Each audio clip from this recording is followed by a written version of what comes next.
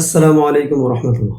জিনের কারণে টিউমার ও ক্যান্সার এই বিষয়ে আজ দুইটা ঘটনা আপনাদেরকে শেয়ার করব ইনশাআল্লাহ। জিনের আসর থেকে কিভাবে টিউমার ও ক্যান্সার হয়েছে আমার দেখা একটি ঘটনা প্রথমে শেয়ার করছি। ঘটনাটা হলো, ওই বোনের স্বামী গরুর গোশত কিনেছিল বাসার জন্য।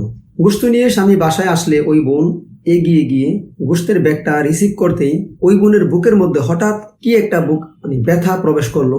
পরে আস্তে আস্তে বুকের মধ্যে টিউমার হয়ে গেল। সেই ব্যথা থেকে সেই টিউমার ক্রমে ক্যান্সারে পরিণত হয়েছে।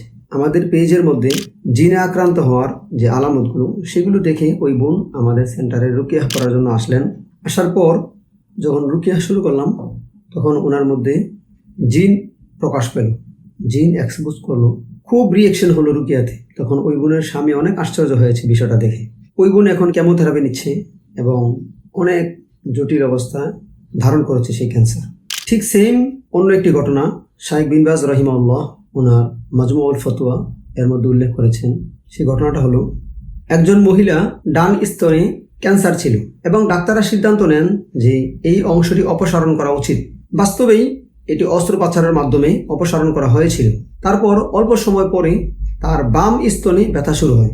ডাক্তাররা পরীক্ষা নিরীক্ষা করে সিদ্ধান্ত নেন যে এটি ক্যান্সার এবং এই অবশিষ্ট থাকা অন্য স্তনের ক্যান্সার অবশ্যই নির্মূল করা উচিত। তখন তার পরিবার আতঙ্কিত হয়ে পড়ে এবং কোরআনের চিকিৎসার আশ্রয় নেয়।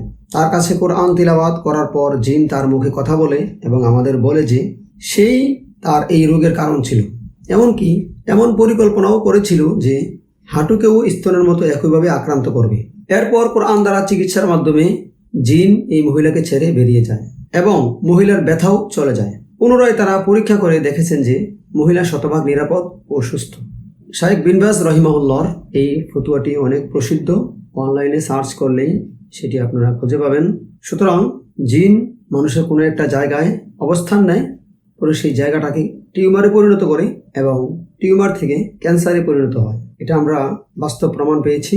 এই জন্য জিনে আক্রান্ত হলে ভালোভাবে যদি আপনারা রুকিয়া চিকিৎসা নেন এবং জিনকে আপনারা তাড়াতে সক্ষম হন, দূর করতে সক্ষম হন, তাহলে ইনশাআল্লাহ এই সমস্ত কঠিন এবং জটিল রোগ ব্যাধি থেকে নিরাপদ থাকবেন। আল্লাহ তাআলা আমাদেরকে সুস্থ সুন্দর জীবন দান করুন। আসসালামু আলাইকুম ওয়া রাহমাতুল্লাহ।